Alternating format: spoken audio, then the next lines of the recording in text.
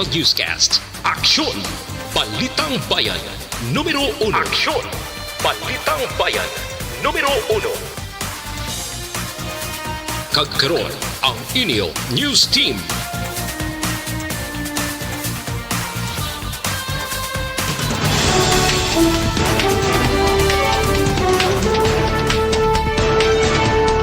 Sa ato nagapanguna nga mga Pangulong dinalan sa mga balita lokal, isang patay, isang bilason matapos gintiro sa sulod sang mismo sang ila sining nga balay. Soldado, pilason sa engkwentro batok sa NPA. Sa balita nasyonal, Philippine Red Cross gintawag nga nawong kwarta ni Presidente Duterte. Pilipinas sa plano magbakal sa COVID-19 vaccine sa masunod nga tuig. Maayong aga Bacolod, maayong aga Bilugabahin sang Western Visayas. Karon nga adlaw Biyernes, Nobyembre 6, 2020. Ang inyong news team, Aksyon and Defensor. Aksyon Boy Duran, ang mga balita lokal pagkatapos lamang sa ni.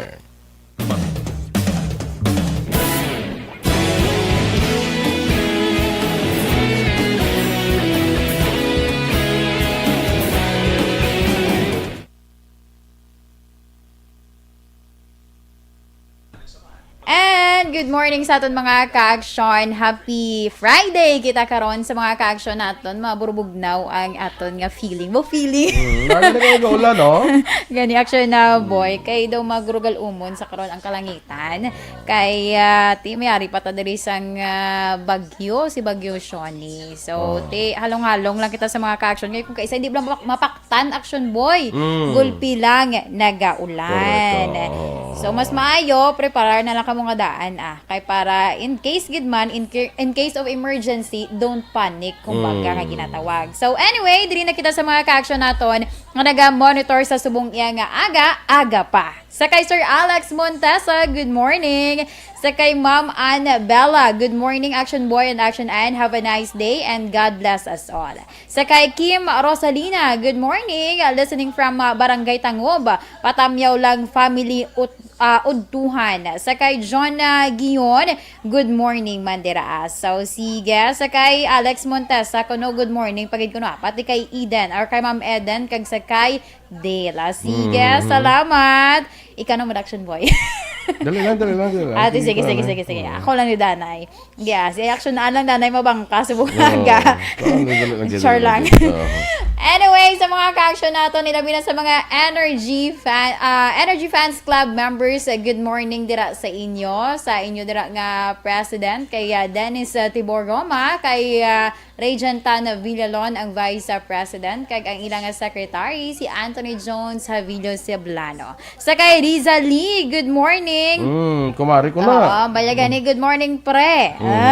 Patamyaw sa nga mayong aga sa tanan nga taga Bago City Engineer's Office, labi na gid sa best friend ko nga si Engineer Jonel Lavadia. Sige, thank you so much gid ma'am. Sa kay Miles Sarno Scott, good morning mga ka-aksyon. Taga di ini sa mat ko namin sing apelyado. Sino ngalan niya? Scott. Hindi apelyado ya. Scott. Mga taga Scotland guro di ba? Gin shortcut lang apelyado. Char. Mga taga Scotland guro mga muna. Happy birthday ko na dayon sa kay John na Gion. Sige, pila na ni si Ma'am Gion man. Okay, sa kay mo gud mag-send si Sir Alex Montesa. Yan nasadyahan gini siguro. Willing-willing gini siguro mag-monitor kido kadamo sa permis ang may ginasend. May mga kuan sa nga daan. Sige. So, sige, thank you so much sa mga ka-aksyon naton and continue lang sa pagpadala man sang inyo yang mga mensahe subong nga aga. Si Cory Vidaha, nag-greet mo na? Wala pa. Cory Vidaha from Kuwait, good morning. Sa kay Jocelyn Kalamaan, good morning man. Sa kay Apple Tad-e, good morning Pinas. So meaning wala di siya, no? Antoinette Pilyado, good morning kay Dodoy, kag Arlie Pilyado, kag kay Melcho, kag Aplaha Sansawi sa La Carlota from Canada. Andela, have a nice day man. Kim Rosalina, listening from Tangub. Ginatamyaw tarang kuno ang family udtuhan dira sa barangay Tangub, no? Yes. Sa kay migo naton Roberto Juanbol Gallo, good morning man. Sa kay Si Ronel Lily King. Sige. Good na may agaman sa imo. John Aksyon, of course. Sige. Sa Good Friday, Action Boy and Mami Ann. God bless. Basta magmami gani si Kona. Si Dennis Yes. na. Oo. Si Dennis. Nya natamaan kagid kahapon Dorel Kabato. Ano tamaan guro sa bago basi nagpabago siya. Nya kano niya kay kadto kato niya kay Mami Dorel kadto sa bago kag ikaw ibala sa kanyon. Ay, kay al 5 de Nobyembre kahapon. Oo. Miles Scott, of course, amo na sa kay na, no? Happy birthday kuno kay John Aksyon ako. Gawats kasi mo si John Aksyon, no? Dimple Bakilar Mosquera. Patami og sa akong family Mosquera kag Villa Ruel sa Garis Punong Place, Silay City. At sige, standby na kita sa aton mga balita lokal diri sa Aksyon Balitang Bayan Numero 1.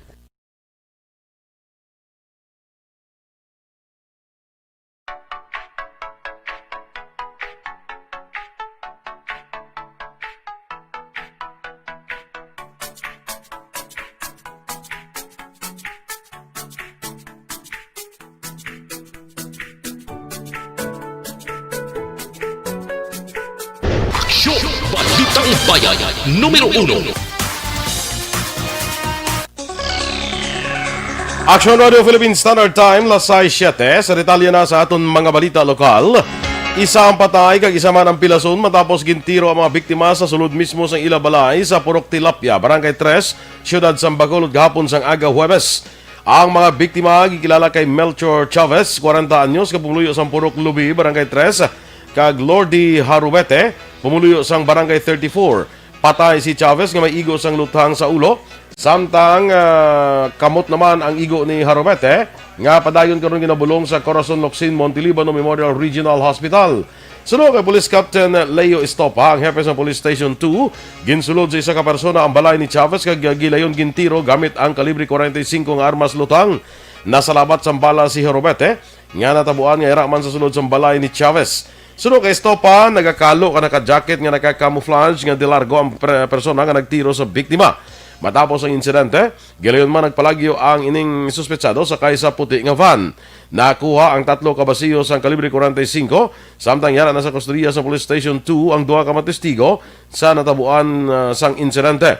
Sunod kay Estopa, wala sang record sa droga ang mga biktima sa dingin na usisa pa nila ang motibo kag rason sa nasambit nga insidente. Sunod talaga nila, pero pwede sa Kinerik, sa Tagagariman, sa nalila na din tiro sa Kinerik. Sa basement natin na pag-investigar, ang armado, pagkatapos ng tiro na din, sa dalaga, naglalak sa tayo sa isa kampany. Ang kabahin sang pahayag ni Police Captain Leo Estopa. Sa kaangot nga balita, nakaluwas sa pagluthang si Marlon Holian matapos nga una natiruhan ang duwa sinima mga kaupod sa Purok Tilapia, Barangay 3, Siyudad sa Bacolod kahapon nga nagresulta sa kamatayon ni Melchor Chavez kag pagkapilas ng isa pa. Suno kay Holian, nakibot lamang ini sa hinali na lang nagsulod sa compound ang wala makilala nga suspetsado nga nakasuksok sa pasang nga bonnet kag nagsulod ini sa kwarto ni Chavez kag ginduthang. Bangod sa kahadlok, nagdalagan pagwa sa compound si Holian matapos nabatian ang 3 ka mga lupok. Ginako ni Julian nga ang puloy-an ni Chavez ay nagaserbe bilang suluyupan sa pila sini ka mga barkada apang wala sang ideya sa iban pa nga mga transaksyon. Pilaso naman ay isa ka 26 anyos nga lalaki matapos ginlabo sa sitio Suhuton, Barangay 10 sa Barangay Kaliling, akon Purok 10 sa Barangay Kaliling, Banwasang Kawayan. Ang biktima kilala kay Giliar Ortega, soltero, kapumuluyo sa mga lugar, samtang ang suspetsado, ginkilala naman kay Michael Pialante, 23 anyos, pumuluyo naman sa Purok 4, Barangay Linawon, sa mga Banwa. Base sa investigasyon sa Kawayan PNP, Santay Ortega kag Pialante, may lainay na sambuot, kag nagluntad ang paglalisay.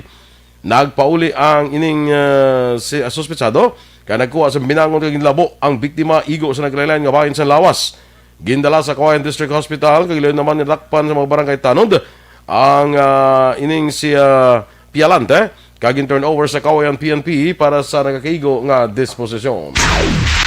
Pilason ng isa ka soldado sa naengkwentro sa 62nd Infantry Battalion sa Philippine Army sa ginaligar miyembro sa New People's Army sa sitio Inangaw, Barangay Sandayaw, Syudad sang Gihulngan, probinsya sa Negros Oriental. Sunod kay 3rd Infantry Division spokesperson Army Major Senon Pansito, ginabulubanta 15 ka mga persona ang nasugata sa tropa ng gobyerno. Naglawig naman sang napulo ka minutos ang pagbayluhan na isang lupok sa magtimbang nga bahin. Yara na sa hilway nga sitwasyon ng soldado nga naigo sa bala samtang padayon pa ang pag-usisa kung may pilason man sa bahin sang NPA. Dugang pa ni Pansito, ini ang resulta sang suporta sang pumuluyo sa gobyerno nga papaso ng NPA paigit-pagi sa pagpahibalo sa presensya sang among grupo sa lugar. Naibaluan ang gihulngan among lugar sa probinsya sa Negros Oriental nga sama-sami ginaluntaran sang engkwentro. With more or less 16 miyembro ng NPA. Ang farmer last ng 10 minutes. Ang result ng encounter, we have one wounded actually, pero i-evacuate na natin. Andun na rin yung choppers natin as of now for further mitigation yung ating tropa. Ang kabahin sa pagpahayag ni 3rd Infantry Division spokesperson Army Major Senon Pansito. Samtang nagsungka naman sa katapos ang 62nd Infantry Battalion sa Philippine Army, ang isa ka 23 anyos nga babae ginaligar miyembro sa New People's Army. Inaging kilala kay Jenny Montano E. de la Cruz kag tumandok sa sitio Maatop, Barangay Sangke, Banwa sa Hinubaan. Sunod kay 3rd Infantry Division spokesperson Army Major Senon Pansito, dala sa pagsungka ni Montano ang isa ka 357 nga armas lutang kag mga bala sini. Duwa pa ni Pansito, 18 anyos pa lang sa nagsulod sa NPA si Montano sa tuig 2016 matapos mainganyo sa mga nauna nga miyembro sang grupo. Nangin anay squad leader sang squad 2 sang NPA si Montano nga nag-ooperate sa sur nga bahin sang Negros Occidental kag pilaman ka lugar sa Negros Oriental. Palayag pa ni Pansito, isa sa rason sa pagsungka sini amo ang pagsungka una sang nag-recruit sa iya sadto. Madumduman sa tumbulan sang Mayo, may 3 ka mga katapos ng NPA nga nagsungka sa Banwa sang Hinubaan kag si ila amo ang recruiter ni Montano o kun isa sa ila ang recruiter ni Montano. Si Montano gilayon ni gasulod sa Enhanced Comprehensive Local Integration Program o kung ECLIPS ang gobyerno agon makabaton sang benepisyo para sa magumpisa sa iyang pangabuhi nga matawhay. Sa dugang pangabalita lokal, arestado ang isa ka ginakabig high-value individual sa ginpatigayon nga bypass operation sa Bacolod City Police Office City Drug Enforcement Unit kahapon sa hapon sa Purok Langis, Barangay Banago, Syudad sa Bacolod. Ang nadakpan ginkilala kay John Mark Ikibal alias Yubio, 22 anyos, kaga pumulo ini sang Purok Sigay, Barangay 2 diri sa Syudad sa Bacolod. Na-recover sa kay Ikibal ang 2 ka dalago ug 4 ka palaba nga sachet sa ginasuspect sa shabu nga ginabulbanta nagabalor sang 68,000 pesos, may 500 pesos nga mark money kag pouch. Si Ikibal ang nadakpan naman sa kaparehong kaso sa tung Abril 3, 2017 apang nahilway pa sa tumbulan sa Enero 25, 2019 bangod sa plea bargaining agreement. Priso karon si Ikibal sa custodial facility sa Police Station 3 para sa nagakaigo nga disposisyon. Samtang ginbulgar naman ni Jeffrey Celis nga kilalaman nga si Ka Eric Almendras nga ginahimo sa rebelde nga grupo bilang front ang pila ka progresibo nga grupo kang mga party list groups. Suno kay Celis, ang Communist Party of the Philippines ang may parte sa budget sa mga infrastructure projects ang pungsod. Dunga pa ang Central Committee nga ginapamunuan ni Joma Season amo ang naga-control sa extortion operation sang NPA. Suno kay Celis sa nabaluan, makabaton ang CPP sang 500 to 600 milyones pesos kada tuig nga ginatunga sa komite sa Netherlands kag ang katunga ang ginahatag diri sa Pilipinas. Ginaligar man ni Celis nga ang pinakadako nga contributor sa extortion sang NPA amo ang Globe kag Smart Network, mga contractors, bus liners kag mga politiko. Alegasyon ni Celis nga ginatunguhaan sa mga rebelde nga grupo nga may makasulod nga miyembro sa mga non-government organizations agud mahapos ang ila pagpangilkil. Naibaluan si Celis ang lakip sa listahan sa drug personalities nga ginbulgar ni Presidente Rodrigo Duterte sa 2 Agosto tuig 2016. Sa katapusan nga balita, lokal na dugangan sang 98 ang kaso sang COVID-19 sa Western Visayas. Sa pinakaulihing nga case bulletin nga ginpagwa sa Department of Health Region 6, sa pinakadamo nga kaso ang na-report sa Negros Occidental nga may 42, sunod ang probinsya sang Iloilo nga may 26, sa syudad sang Bacolod may 17, ang syudad sang Iloilo may 9 kag ang Capiz may arasang 3. Gin-report man sang DOH ang 238 ka dugang nga recovery, samtang siyam naman ang nadugang nga patay. Sa kabugusan, ang Region 6 may 17,234 ka total COVID-19 cases, 3,027 diri ang active cases, 14,104 ang total recoveries, kag 429 ang kabilugan nga patay. Aksyon Radio Philippine Standard Time, las 6:16.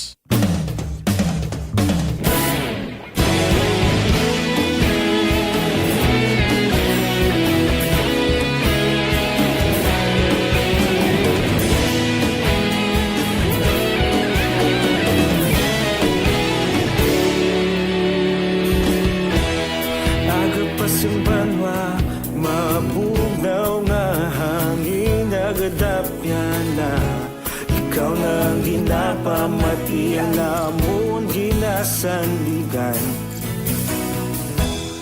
Tingog sang probinsya, kamatuuran ginapalap na. Minsay nga may dala, paglaong kag kasanat. Tinuig na nagligan, ikaw gihapon ang ako nga istasyon. Sa pagbutlak sang adlaw, sa pagtuhaw sang biton, mga balita ang dala inspirasyon. Aksyon radyo, Bacolod man sa gihapon, patayong Aksyon radyo, Bacolod saludo sa imo. Patayong Aksyon radyo, salamat isa pagserbisyo. Patas kag balanse, matuod nga mensahe, wala sang ginadampingan. Patayon Aksyon radyo.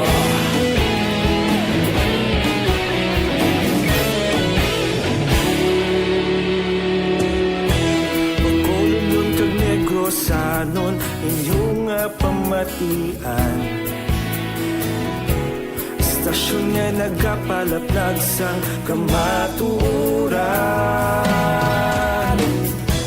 Mabakod nga prinsipyo, reporter handa sa serbisyo. Kahapon, karong tag sa gihapon, kita magapadayon. Tinuig na nagligan, ikaw gihapon ang ako nga istasyon. Sa pagbutlak sang adlaw, sa pagtuhaw sang biton, mga balita nga may dala inspirasyon. Aksyon radyo, Bacolod man sa gihapon, padayon Aksyon radyo, Bacolod saludo sa imo. Padayon Aksyon radyo, salamat sa pagserbisyo. Patas kag balanse, matuod na mensahe, wala sang ginadampigan. Padayon Aksyon radyo. Una sa balita, una sa aksyon.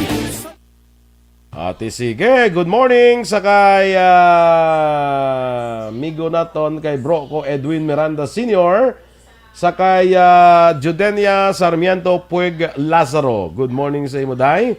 Sa kay Ems Saboso. Oh, Mami Ems, good morning. Ano siya? Si amigo naton Ronnie Vega, may aga sa imo pare, no? Ronnie Vega sa kay Councilor Cindy kag Bobby Rojas ni siya, no? Amigo naton dira, no? Sa kay Terry Simpron yung good morning man kag kay classmate ko Jean Buarom, mayong aga man dira sa imo, no? Sa kay Josette Magwad de los Reyes, sa tanan kuno nga taga Antipolo, mayong aga. Marjorie Hipti, patamyaw lang sa family Amparado kag family Morante. John Villarosa, mayong aga. Jo Marie Pormentira, Greet lang niya si Jenny Perez sa Binalbagan. Michelle Sayo, good morning man. Kag Eileen Valenzuela Hamizon, happy morning from Barangay Cadiz Viejo, Cadiz City. Jerthel Humayaw, good morning mga anak ko Jimel Marie kag Elijah May, pamati gid subong. Sige. Long time no see kuno action siling ni kuan ni Cory Bidaha. Wala sa monitor kun gabi. Kay alang-alang ron siya go bramo. Miles Martir, Olive Prado Gargaritano, watching live from Batuan, La Carlota City. Sige, ma-follow mo hindi? Follow ko. Sige, go. Sa kay Joanne Boras Action Boy, nagapamangkot siya kung may biyahe ng fast craft kag ang Bacolod to Iloilo. San Lopas, ang 31 pa gabiyahe. Joanne, ha? San 31 pa. Kasi ka-unaware siya.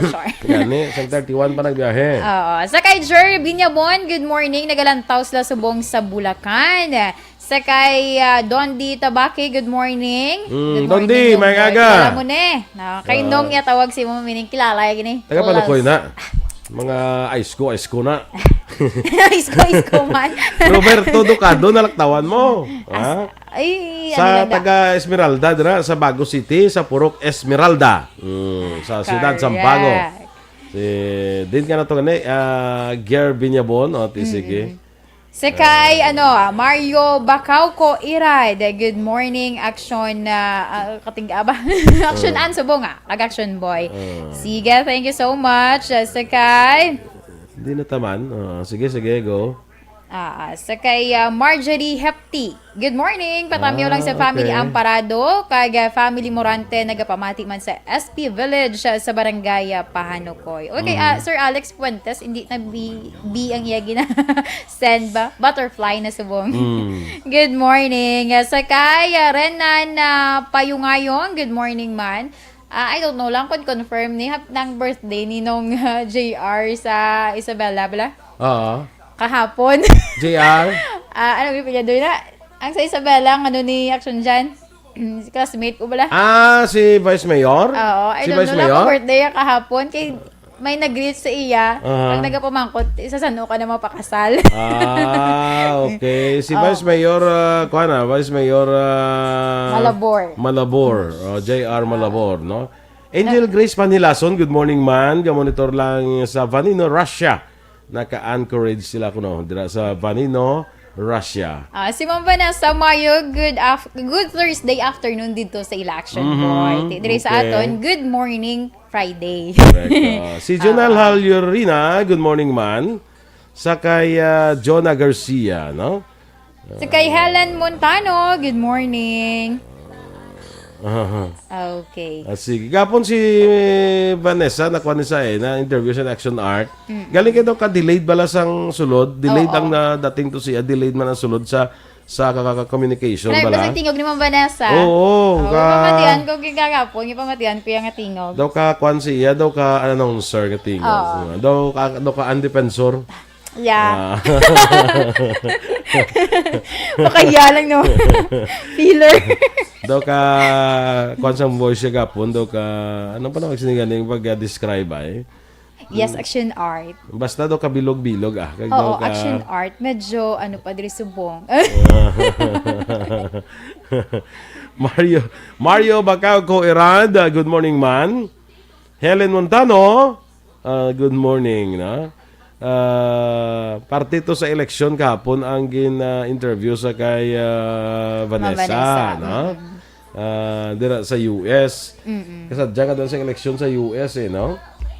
Kay actually Action Boy daw may updated naman subong si Trump hindi video magpaperde Hindi siya, daw first time ko nga daw kadami mga kakuan may mga protesta. Gani. Kaya gindayaan sa kuno. Tapos may nakitaan pa ko nga post daw ka amo na balugin angot sang bata ni Vice President Robredo. Okay. Sige, Ramia Garcia, good morning. Kag standby na kita sa aton mga balita nasyonal.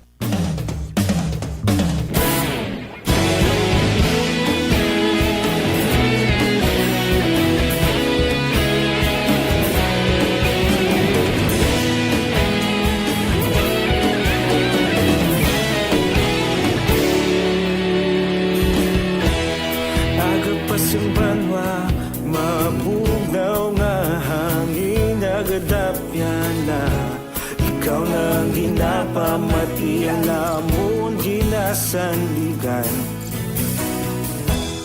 Tingog sang probinsya, kamatuuran ginapalap na. Minsay nga may dala, paglaom kag kasanat.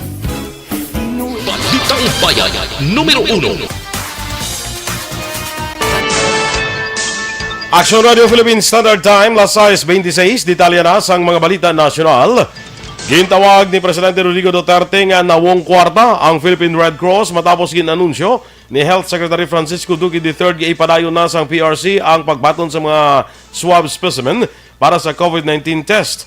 Sa televised briefing kagabi, ginpahayag ni Duque nga ipadayon na sa PRC ang operasyon matapos nga nakahatag na sang paunang bayad nga 500 milyones pesos para sa kabilugan nga 930 milyones pesos nga utang sa ila ang PhilHealth. Una dre, nagpromisa si Presidente Duterte nga bayaran sa gobyerno ang utang sa PhilHealth sa PRC agud mabalik na ang operasyon sa pagproseso sa COVID-19 test. Ang PRC amo nagaproseso sa mga COVID-19 test sa mga nagapauli nga OFW kag sa pila ka mga quarantine facility nga ang PhilHealth ang nagabayad. Plano sang gobyerno sang Pilipinas nga magbakal sa initial batch nga 24 million ka vaccines. Sud kay newly appointed vaccine czar nga si Carlito Galvez Jr., luyag ni Presidente Rodrigo Duterte nga matagan ang tanan nga Pinoy. Ginpatag ni Galvez nga luyag sa presidente nga pareho sa iban nga pungsod doblihon sa populasyon ang pagbakal sang vaccines. Naibaluan, iga-assist si Galvez sa grupo sa mga eksperto para sa vaccine program. Posible naman nga magsaka ang kaso ng COVID-19 sa Pilipinas samtang nagapalapit ang holidays sa Disyembre. Inisunod sa isa ka miyembro sang Octa Research Group. Suno kay Guido Davido, ang miyembro sang grupo nga nagatuon sa COVID-19 data sa Pilipinas, posible sunod sa iya ang pagdamos ng tao nga magwa sa balay sa panahon sang holiday. Duwa pa ni David, importante nga madasig ang response ng gobyerno. Pabor man si David nga ipaidalom sa GCQ ang Metro Manila tubdol sa bulan sang Disyembre. Suno sa researcher, naga-improve ang trend sa COVID-19 cases sa pungsod bago yara na lamang sa 1,000 ang marekord nga kaso sa kada adlaw. Naglambot na sa 389,725 ang kabilugan nga kumpirmado nga kaso sa COVID-19 sa Pilipinas matapos ma-record ang dugang nga 1,594. Napulo ka mga laboratorio na paslawan nga magpasa sang datos sa gintalana nga oras. Ang Manila ang may pinakadamo nga bago nga kaso nga may 253 ka na record. Sunod ang Cavite nga may 126, syudad sang Davao kag Rizal nga may pareho nga tag 78 kag syudad sang Quezon nga may 73. Sunod sa DOH may 468 ka bago nga recoveries ukon sa kabubusan 349,543. May 42 naman nga dugang ang mga napatay ukon daktol ang yara na sa sa 7,409. Ang Pilipinas may 32,773 ka aktibo nga kaso. Aprobado na ang masobra 26 milyones pesos nga ayuda para sa manalitan sa Super Typhoon Rolly. Sunod sa Department of Social Welfare and Development, may 34,700 pa kapamilya nga ginalakipan sa 138,209 ka individual ang nagapabilin sa 1,200 ka mga evacuation centers. Samtang may masobra 12,500 ka pamilya naman nga ginatapuan sa 47,600 ka mga individual ang temporaryo nag-istar sa ila sining nga mga himata. Nagpromisa ang pila ka mga kongresista nga ihatag ang ilang sweldo sa bulan sang Nobyembre para makatipon sang pondo para sa mga naapektuhan sang Typhoon Quinta kag Rolly. Base sa statement gikan sa tatapaan ni Speaker Lord Alan Velasco, ang House of Representatives ay naglunsar sang fund drive para buligan ang mga biktima sang duha ka sunod-sunod nga bagyo. Base sa House Secretariat, yara na sa 7 million pesos ang natipon sang Kongreso nga cash donation sa nag-umpisa ang ini nga kampanya nagdigid nga Lunes. Sunod kay House Secretary General Jose Bighani Sipin, nagpangabay man si Velasco sa non-perishable donations nga ipadala sa mga komunidad sa Bicol Region nga lubos nga naapektuhan sa bagyo. Sa nabaluan, kapin sa 17 ka mga tao napatay sa Bicol Region bangod sa Super Typhoon Rolly. Aksyon Radio Philippines Standard Time, las 6:30. Inyong ipamatiyan ang aton mga balita. Diri sa Aksyon, Balitang Bayan, Numero 1. Standby na sa Aksyon Report, second portion. Upod kay Aksyon, Fred Salanga. Balikay kita sa atong dugang ng mga balita Sa Aksyon Balita Morning Edition, upod gapon sa inyo news team. Aksyon ang Defensor. Kag-Aksyon Boy Duran. Una sa balita, una sa aksyon. Sa Bacolod Aksyon Radio.